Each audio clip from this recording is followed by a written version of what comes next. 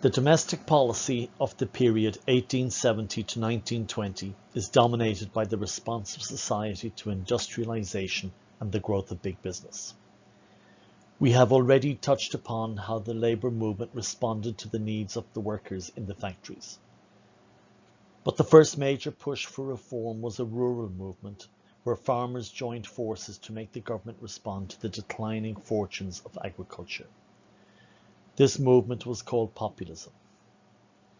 The second reform movement was a call for the government to address the problems of urbanization. This movement was called progressivism. Populism was a predominantly rural movement that looked to government reform for the farmers.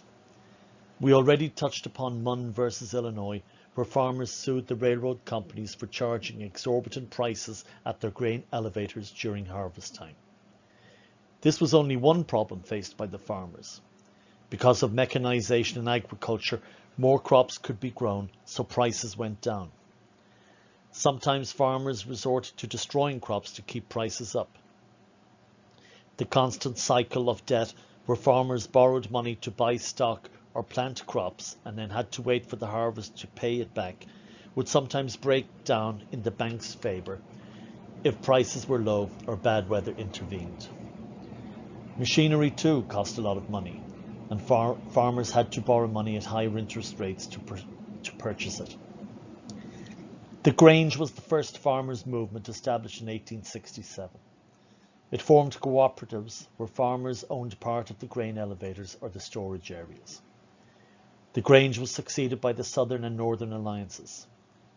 Their aims were similar to those who also suffered at the hands of monopolies or under industrialization.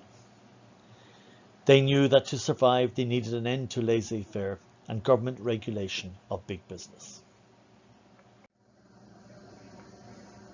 The populist aims were wide-ranging and cover areas that we wouldn't normally associate with farmers, like the 8-hour workday. This was added to appeal to city workers.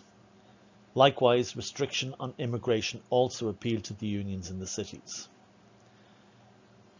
More government control of railroads, government ownership of telegraph and telephones, and taking back unused land from railroad companies were pushback against laissez-faire by the government. The secret ballot would allow voting in secret in all elections. This would eliminate intimidation. A graduated income tax meant more fair play in the taxation system, where the more you made, the more you paid. Direct election of senators would be introduced in 1913 with the 17th Amendment. In the original Constitution, senators were appointed by their state legislatures. Other people reforms called for were the initiative, where voters introduced bills to be passed in state legislatures or Congress. A referendum, that is where a bill is voted on by the people themselves. And lastly, a recall election is where an elected official is voted out of office with a petition. All these proposed procedures gave voters a more direct voice in government. The populist movement peaked in the 1890s and backed the Democratic candidate for president, William Jennings Bryan. One of the planks on the Democratic platform was the unlimited coinage of silver. Plentiful supplies had been found in Alaska, which had been bought from the Russians in 1867. And backing paper money with silver, along with gold, could be used to give money its lower value. With the backing of silver and gold, the value of money would decrease, and this would make it easier for farmers to pay previous debts because the debt number remained the same, but the farmer, because of inflation, would have more money to pay it. Big business opposed an inflationary trend policy, and in 1896 they backed the Republican candidate William McKinley, who won the election. The election of 1896 ended the populist movement, but the mantle of reform would be taken up by the progressives. The progressive movement was a reform movement established to combat the problems of industrialization and urbanization. The urban population of the United States in 1860 was less than 21%. By 1900, it was over 40%, with the biggest urban areas concentrated in the northeast of the country.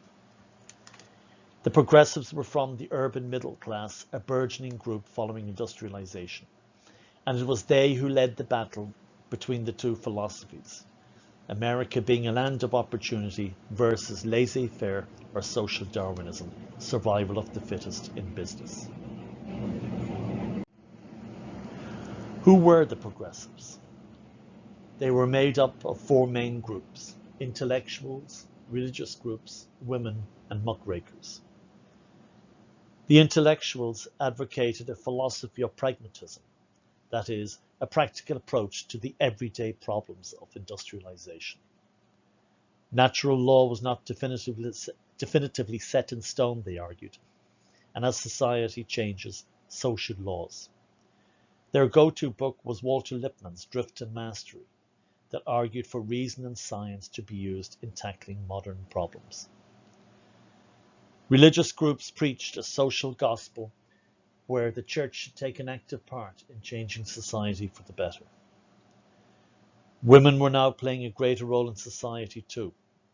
1 million women belonged to women's clubs, and they had been gaining more rights.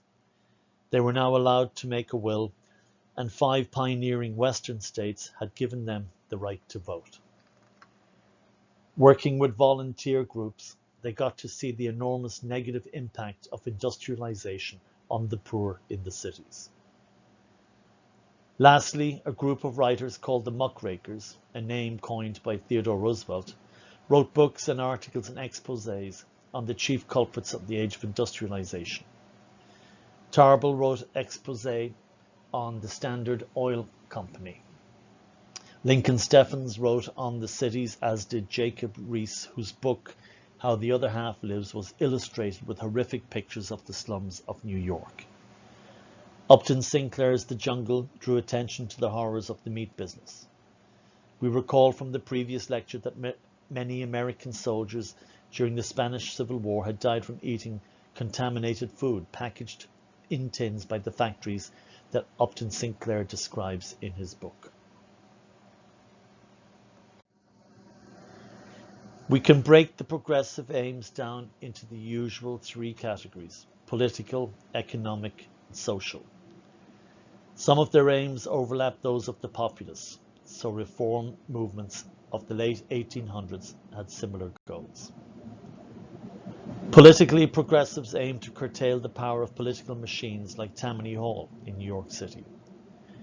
They advocated for commission governments where citizens would appoint a commission to run the city, this time for the benefit of the people and not the political machines. Instead of a mayor, a professional manager would be paid to run the city with a team of experts. This reduced reliance on officials who were friends of the mayor and got jobs through patronage. Another aim was the direct primary, where party members would vote directly for the candidate to run in election. Political parties have this system in place today. Initiatives, referendums, and recall elections we mentioned before. Their aims showed the desire of the progressives to give voters a more direct voice in government. At this time too, Western states like Wyoming, Colorado, Utah, Idaho, Washington, and California had given women the right to vote. Finally, the Senate had become known as the Millionaires' Club because it was full of wealthy members who had been appointed by the state legislatures. The progressives felt it was time for the people to directly elect senators. The progressives had similar economic goals to the populists. They were anti-laissez-faire and pushed for public ownership of utilities, knowing that politicians were susceptible to bribes from companies seeking the franchises. Monopolies too were in their gun sights, as they sought to restore the old ideals of competition and free enterprise. And just as the railroads had imposed their rule on the farmers, the progressives wanted to strike back and put them under state or federal control. Social reform saw laws to protect children and women. introducing a minimum wage for both, and banning the employment of children under the age of 14.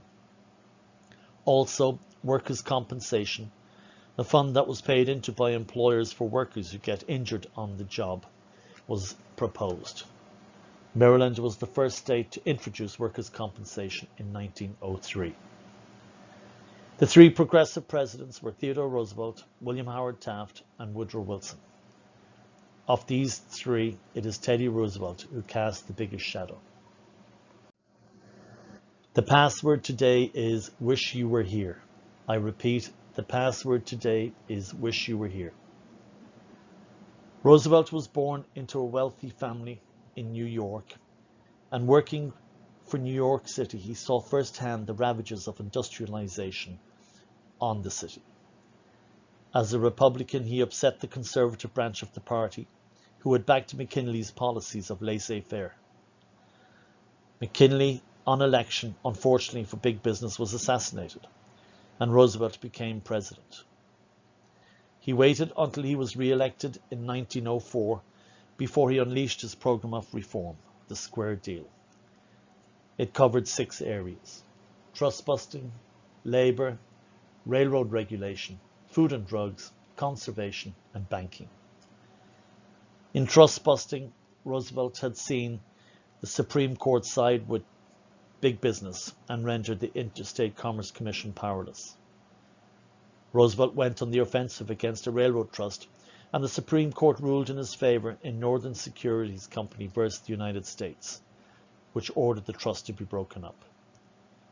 Roosevelt did not want to destroy all trusts, but to regulate them. He obtained 25 indictments against trusts and curtailed their activities. With labor, he set up the Department of Commerce and Labor. He approved of unions if non-violent methods were used, and backed miners on strike in Pennsylvania, and helped negotiate a deal with the owners. Railroads saw the passing of the Elkins Act in 1903, which set rates that could not be changed arbitrarily. The Hepburn Act of 1906 gave the Interstate Commerce Commission more power. Upton Sinclair's The Jungle was a great influence on the passage of the Meat Inspection Act, which was passed in 1906. And the Pure Food and Drug Act of 1906 made it illegal to falsely label foods or drugs that were involved in interstate commerce. Theodore Roosevelt was one of the first presidents to recognize the importance of conservation of national lands.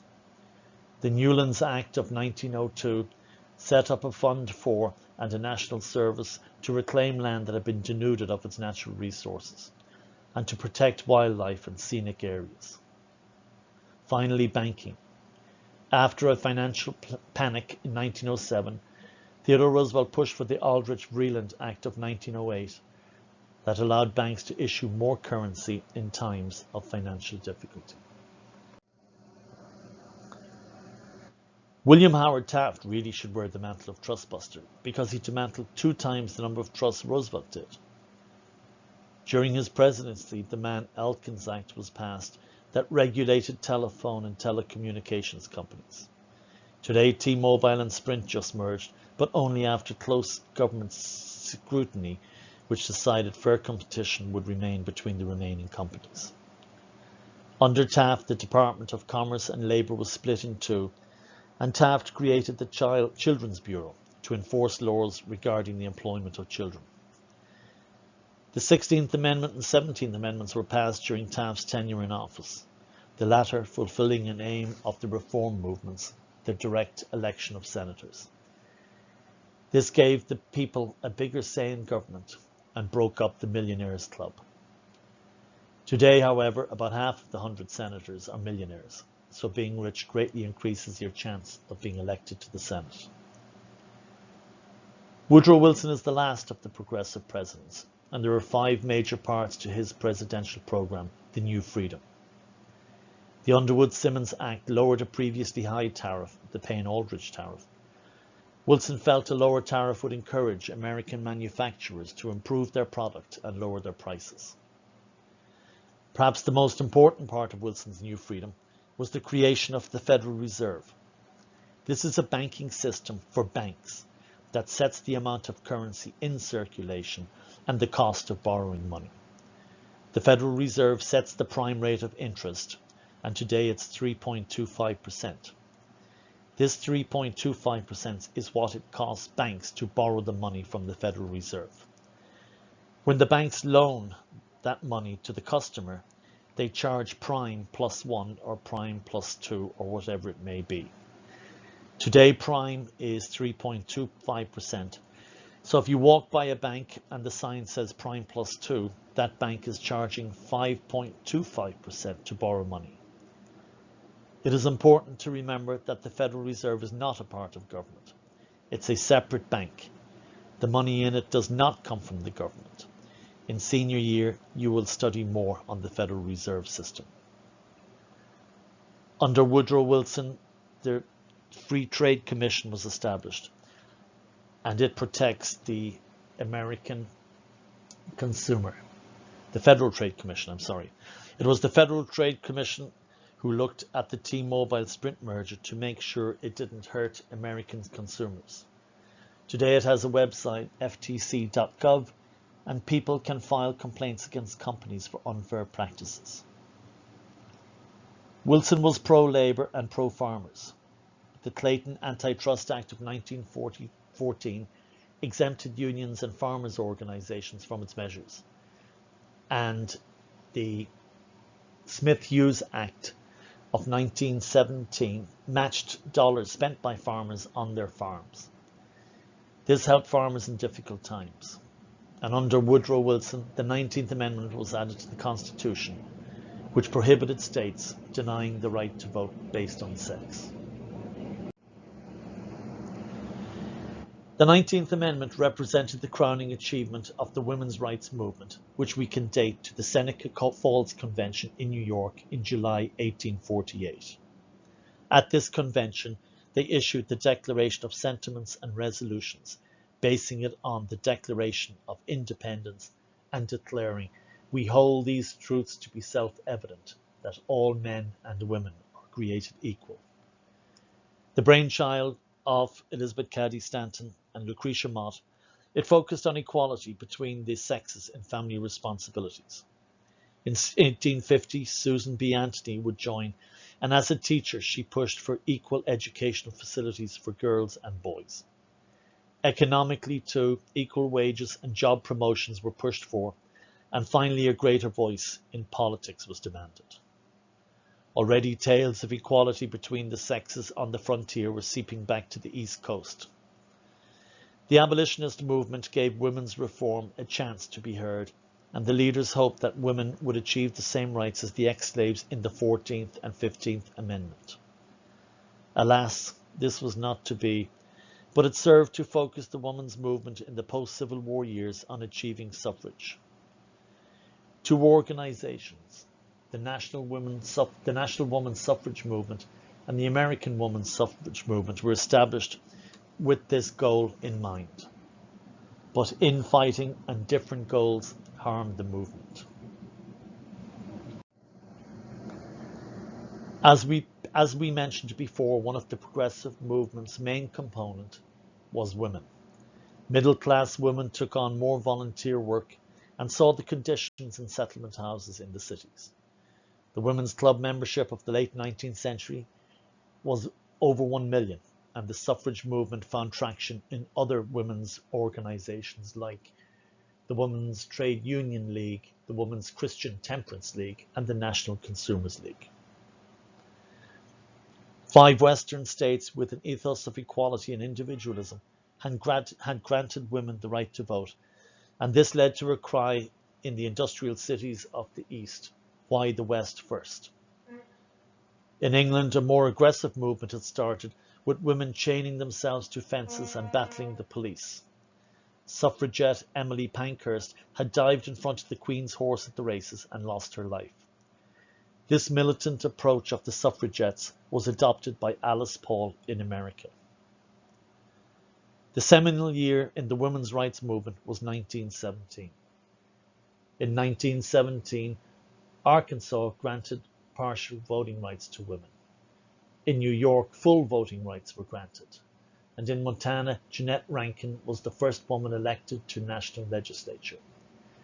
In 1917 too, the United States entered World War I, and women were needed in the war effort. All these contributed to the tidal wave of demand for women's suffrage. Finally, in 1920, after Tennessee ratified it, the 19th Amendment became law. Please do the following questions the appropriate place in your Google School classroom.